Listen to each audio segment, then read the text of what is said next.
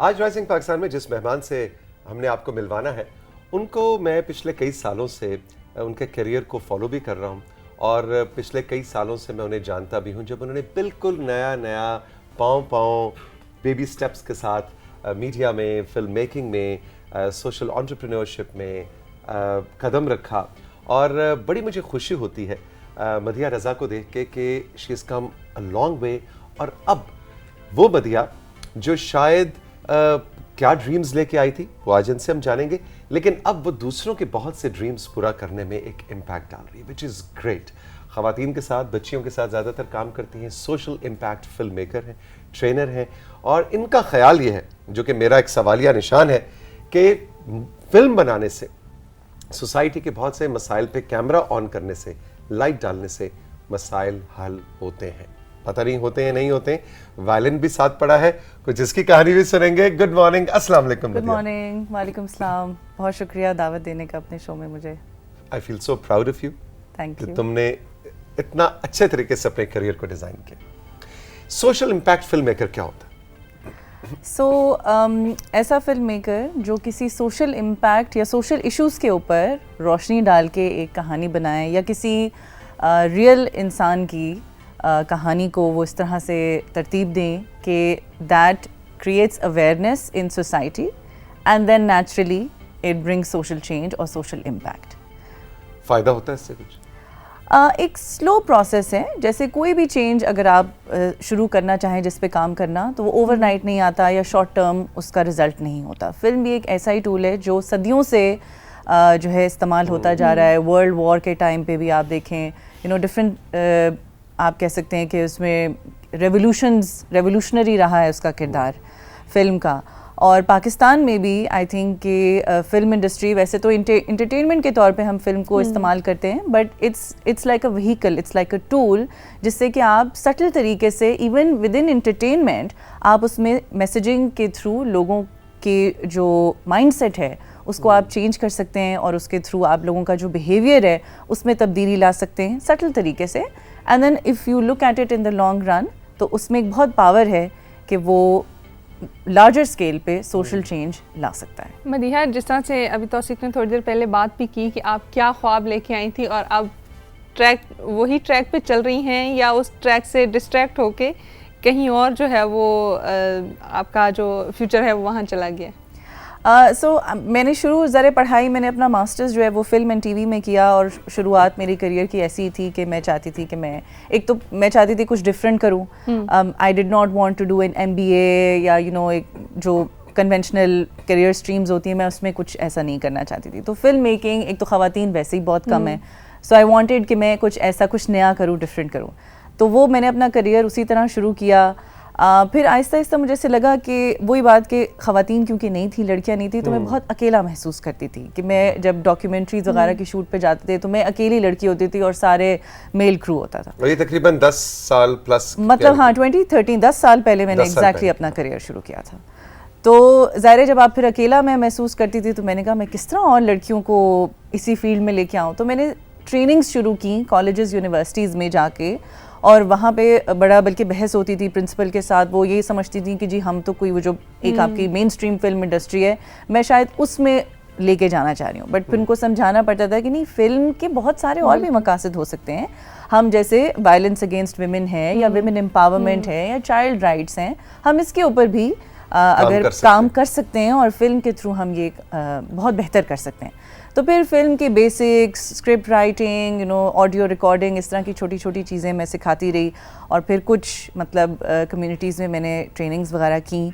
But फिर भी ऐसा लग रहा था कि यार काम नहीं हो रहा, बात नहीं बन रही, ख़वातीन इनकरेज नहीं हो रही। फिर मैंने एक फ़िल्म फेस्टिवल का इनेकाद किया, जो कि ख़वातीन का बैनुल-अक़वामी फ़िल्म फेस्टिवल उसको मैंने कहा, जिसका मकसद ये था कि अगर कोई भी लड़की खातून पाकिस्तान के किसी भी कोने में, दुनिया के किसी भी कोने में एक फ़िल्म बनाती है, तो ये एक प्लेटफॉर्म है जिस पे हम आपसे कहेंगे कि आप अपनी फ़िल्म सबमिट करें, हम उसे बड़े इवेंट्स पे शोकेस करेंगे ऑडियंसेस के सामने, और फिर जो उसमें से टॉप विनर्स होंगे हम उनको प्राइजेस भी देंगे और उस तरह से उनकी हौसला अफजाई होगी। और ये बड़ा अच्छा आइडिया, बहुत अच्छा गया और अब तो ये एक फीचर बन गया है हर साल का। बिल्कुल, माशाल्लाह। अब इस फेस्टिवल का इंतजार रहता है सबको। 7 साल माशाल्लाह अब हो गए हैं माशाल्लाह। फेस्टिवल को। अच्छा, इसका जरा कॉन्सेप्ट हमें बताओ कि इसमें जो फिल्म जो बनाती हैं होती भी खुद भी खवातीन है और इश्यूज भी खवातीन ही के उठाती हैं, यानी पूरा क्रू और खवातीन का है और मसाइल भी खवातीन के? How does it work? So शुरू के 1-2 सालों में तो हमने इस पे इन्फोर्स किया था कि जी खवातीन की बनाई हुई मूवीज़ और खवातीन के ही इश्यूज़। फिर हमने देखा कि बहुत ज़्यादा एक तो रिस्ट्रिक्टिंग हो रहा था, कंटेंट वाइज बहुत ही वेरिएशन नहीं आई थी, बहुत सिमिलर कंटेंट हमारे पास आ रहा था। फिर हमने उसको कहा कि जी open for every topic wise, issue wise आप कोई भी कहानी उठा सकते हैं। It does not have to be मतलब विमेन ओरिएंटेड ना हो, बट हाँ खवातीन की बनाई हुई फिल्म होनी चाहिए। They should be on the driving seat, या अगर को डायरेक्शन में भी है कोई तो एक खातून का मेन डायरेक्टोरियल क्रेडिट में होना लाज़िम। कैसा काम आ रहा है? ओवर द ईयर्स बहुत मैं इन्जॉय करती हूँ। Curation is a wonderful experience. तो मतलब ये कि डिफरेंट कोनों से, ईरान से हमें फिल्में आती हैं, फिर यूरोप से हमें आती हैं, अमेरिका से हमें आती हैं, मिडल ईस्ट से हमें बहुत मूवीज़ आती हैं, कुछ ऐसी कंट्री से भी आई हैं उन्हें नाम भी मुझे नहीं मैंने सुना हुआ था।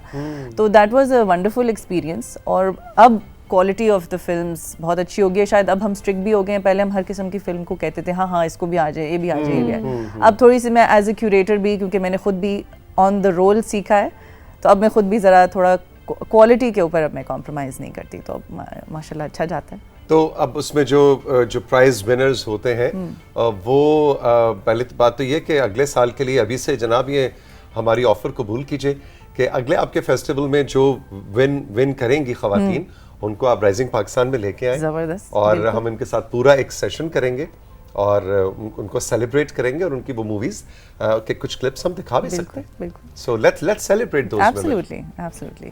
अच्छा, ये कौन है? ये एक टुनटुना कहते हैं। अभी ये मुझे खैर शौक अभी का नहीं है, ये भी 10 साल पुराना एक शौक है। तब से मेरे जहन में था कि एक तो म्यूजिकल इंस्ट्रूमेंट सीखना जो है, आई थिंक हर किसी को कोई एक इंस्ट्रूमेंट पे थोड़ा बहुत अपने आप को टेस्ट करना चाहिए। It teaches a lot of things.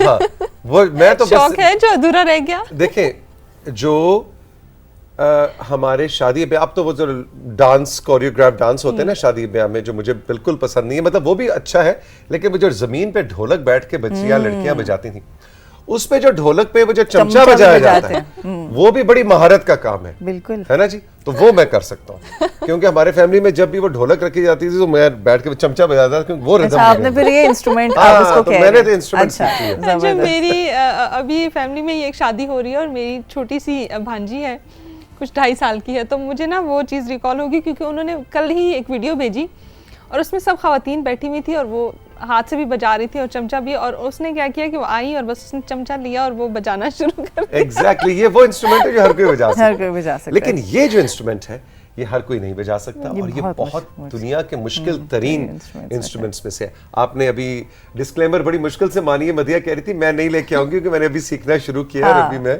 सुर नहीं पकड़ा। क्योंकि ये इंस्ट्रूमेंट ऐसा है कि सालों साल आपको लग जाते हैं इसको सही से बजाने में। परफेक्शन तो फिर आगे और दूर की बात है, तो अभी मुझे साल भी नहीं हुआ, और बट ये कि शौक मुझे बहुत ज़्यादा है, और अभी मैंने ज़्यादा पब्लिक में बिल्कुल बजाना ऐसा शुरू भी नहीं किया, बहुत करीब। हाँ भाई, ये डिस्क्लेमर हमने क्या किया था कि डिस्क्लेमर हम चलाएंगे, ताकि मदिया कह रही थी कि भाई मुझे आपने मतलब सब लोग क्या कहेंगे कि भाई अभी सीख रही, अभी शुरू। अच्छा, हल्का सा जरा थोड़ा अच्छा कुछ हम ये भी तो देखें कि सीखा कैसे सीखा जाता है। हाँ, क्योंकि इसमें जो है फ्रेट्स नहीं होते, और नोट्स आपको अगर याद भी रह जाएं तो बो के साथ नोट्स का जो कोऑर्डिनेशन है वो बड़ा ही डिफिकल्ट है। और दूसरी बात ये कि इसकी आवाज़ जो है ज़रा सा भी नोट अगर हल्का सा भी पकड़ी जाती है, हाँ, गलत बजे तो वैसे जैसे आप अगर बिल्ली की पाँव पे आप अगर बिल्ली की दुम पे अगर आप पाँव रख दें तो जैसे एक स्क्वीकी आवाज़ होती है ना, वो होती है। तो पहले राग में आना ज़रूरी होता है।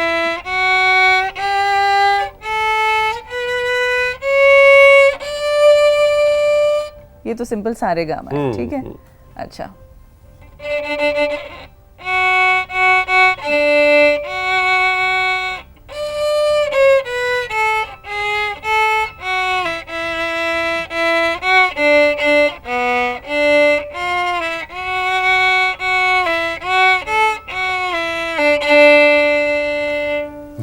Not bad. जितनी तो परेशान थी मदिया, गुजारा हो गया।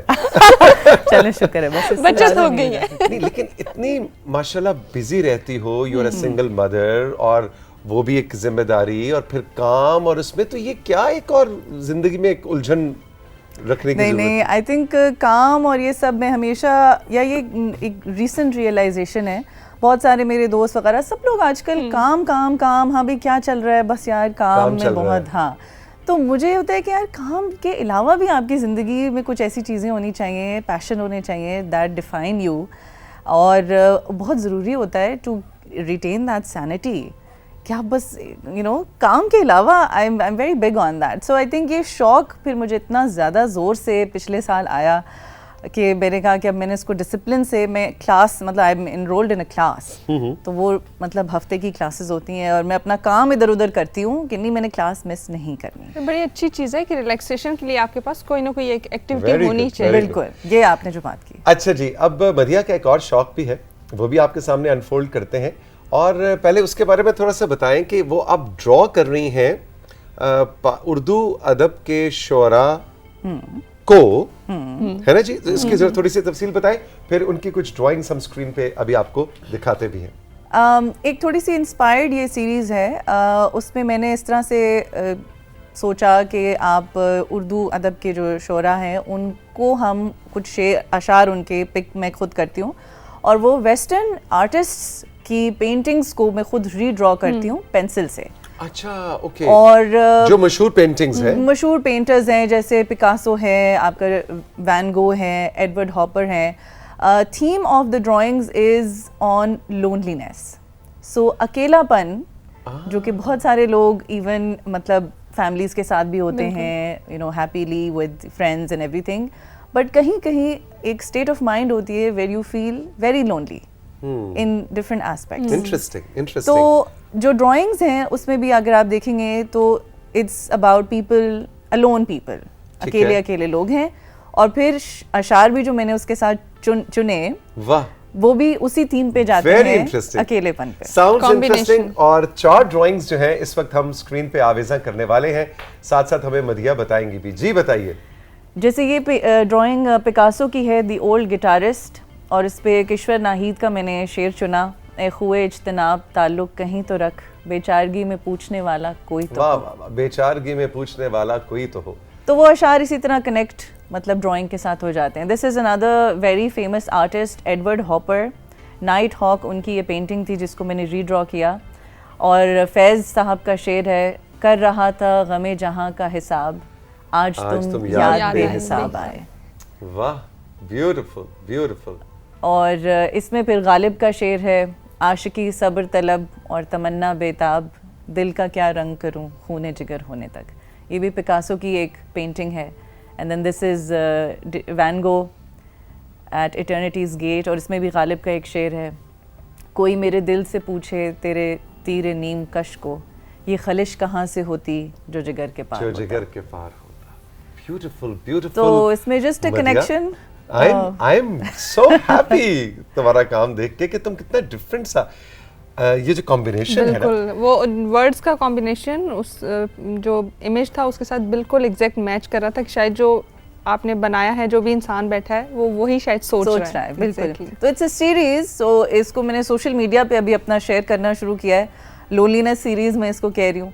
तो उसमें काफ़ी सारे लोग रिलेट भी ज़ाहिर कर पाते हैं, आपकी ऑडियंसेस, बिकॉज मोर और less a lot of people get into that state of mind, कभी कभी आप इस स्टेट में चले जाते हैं। तो ये एक एक्सप्रेशन है ऑफ दैट स्टेट, और फिर मैंने कहा इसमें हम इंटरलैप करते हैं दो मुख्तलिफ आर्ट फॉर्म्स वेरी नाइस। अच्छा, वैसे एक और बात, अपनी जगह के अकेले होने और तन्हा होने में फर्क है। Solitude and loneliness. एग्जैक्टली। बिल्कुल। बहुत से लोग बज़ाहिर आपको अकेले नजर आ रहे होंगे, लेकिन वो तन्हा नहीं होंगे। लेकिन बहुत से लोगों के इर्द गिर्द आपको लोगों का एक झुरमट नजर आएगा, दोस्तों का, अहबाब का, लेकिन उनका दिल में झांक के देखो तो वो बहुत तन्हा होंगे, ऐसा ही है। है ना? तो अकेले होने और तन्हा होने में भी फर्क है।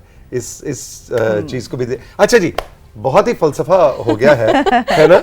सब सीरियस होके बैठ गए। फलसफा हो गया, फलसफा। अच्छा, आखिर में मुझे थोड़ा सा ये बताओ, माशाल्लाह अपने ड्रीम्स को परसू कर रही हो, अपने शौक को भी परसू कर रही हो, प्रोफेशनली भी और पैशन वाइज भी। अब हमें ज़रा थोड़ा सा पर्सनल लाइफ के बारे में बताओ कि tell me about your son, और ये एक ये अकेले और तन्हा वाली जो सिंगल मदरहुड वाली या सिंगल पेरेंट सारे इस वक्त जो भी देख रहे हैं, उनको क्या क्या अपना एक्सपीरियंस शेयर करोगे? बहुत से मर्द भी हैं, खवातीन भी हैं जो अकेले बच्चे को पाल रहे हैं। It's a wonderful experience in general. Challenges obviously शुरू से आपके रहते हैं। सिंगल पेरेंटहुड ऑब्वियसली टफ होता है। आप 2 लोगों का रोल प्ले कर रहे होते हैं, तो जैसे मतलब स्कूल छोड़ना, पिक करना वगैरह, या और रोल्स अक्सर न्यूक्लियर फैमिलीज में डिवाइड हो जाते हैं कि माँ ये रोल कर रही है, बाप ये रोल कर रहा है। तो उसमें होता है कि अक्सर आपको दोनों रोल्स ज़ाहिर खुद ही प्ले करने हैं। सपोर्ट सिस्टम फिर भी ज़रूरी होता है, जो कि मेरे पास मेरे पेरेंट्स की फॉर्म में है, मैं उन्हीं के साथ रहती हूँ। तो ये होता है कि ज़ाहिर इफ़ आई एम बिजी तो they take up, they help out. But ये कि otherwise it's rewarding in the sense, अब मेरा बेटा माशाल्लाह 7.5 साल का है, बल्कि वो और मेरा फिल्म फेस्टिवल जो है वो साथ ही मैंने मतलब साथ ही बड़े हुए हैं। तो मैं हमेशा कहती हूँ कि आई हैव 2 किड्स। तो शुरू के साल ज़्यादा टफ होते हैं, बट ये कि अब जाके I am really enjoying motherhood, because अब we have become more friends. हम दोस्त की तरह मैं उसको ज़्यादा रखती हूँ, और माँ की तरह कभी कभी मतलब थोड़ा सा एक स्ट्रिक्ट आपको रहना पड़ता है, वो ज़रूरी है। बट उसके ज़ाहिर चैलेंजेस होते हैं। फिर ये कि आपको बच्चे को ये कंडीशन भी करना शुरू से कि माँ अम्मी क्योंकि काम करती हैं तो सारा वक्त आपके साथ नहीं रह सकती। तो उसको मैंने बहुत इंडिपेंडेंटली रेज भी किया है कि he is not over reliant नहीं है वो मेरे ऊपर। उसको पता होता है कि अच्छा इस टाइम पे मामा नहीं होंगी घर पे, तो मैंने खुद अपनी चीज़ें करनी है, अपना टेक केयर करना है।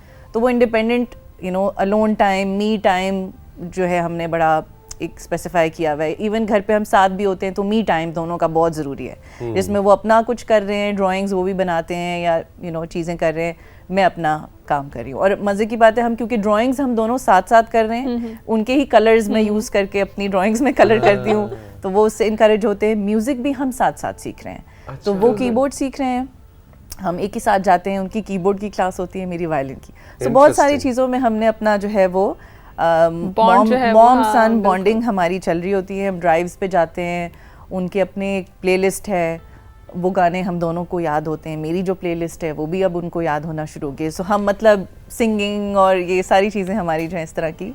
मदिया, तुमने जो भी बात की कि सिंगल पेरेंट का सबसे बड़ा चैलेंज ये होता है कि आपको माँ भी आप ही हैं और बाप भी आप ही हैं। तो एक सिंगल पेरेंट माँ जो होती है उसके लिए बाप का रोल इख्तियार करना ज़्यादा मुश्किल है, या जो सिंगल पेरेंट बाप होता है उसके लिए माँ का रोल इख्तियार करना मुश्किल होता है? अब ज़ाहिर मैं बाप के तौर पे नहीं बता सकती, लेकिन स्टिल मतलब बट दोनों के अपने अपने चैलेंजेस ज़ाहिरी बात है कि हैं। कोई भी रोल आपको नेचुरली नहीं आता, आप उस रोल में सीखते हैं। ज़ाहिर है कोई भी आप मदर का भी रोल आप सीखते हैं ना कि भाई किस तरह अडॉप्ट करते हैं, और बहुत सारी आप परफेक्ट भी नहीं हो सकते। मैंने भी बहुत सारी मतलब मिस्टेक्स अपनी इस रोल में की हैं।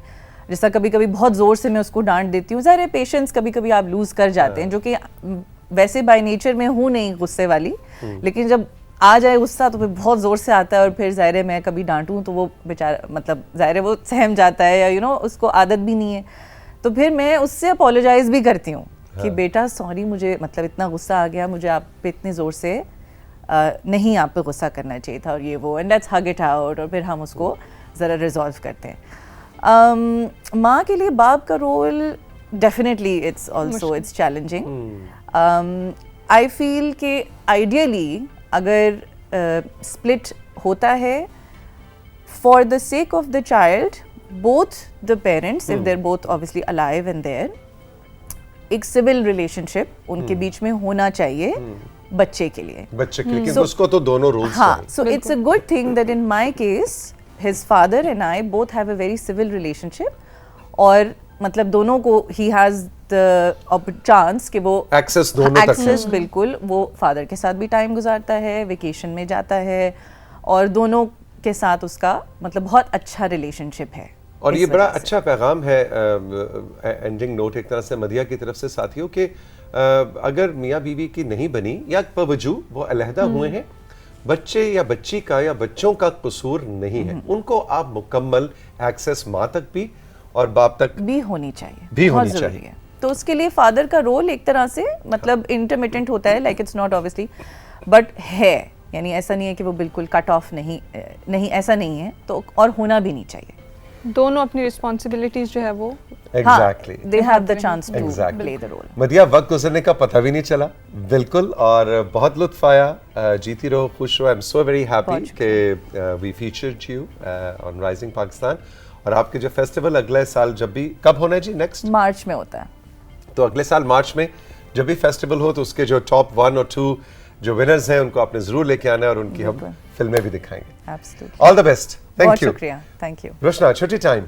छुट्टी टाइम जी, इस प्रोग्राम का वक्त ख़त्म हुआ जाता है और बहुत अच्छे नोट्स के साथ ये प्रोग्राम जो है वो आज एंडिंग उस पर जा रहा है कि आप मिल बांट के रहें, एक दूसरे का बर्डन शेयर करें और इसी तरीके से जो है ज़िंदगी अच्छी और खूबसूरत भी गुजरती है। अपना बहुत सा ख्याल रखिएगा। जिंदगी रही, फिर मिलेंगे। खुश रहिए। खुदा हाफिज। अल्लाह हाफिज़।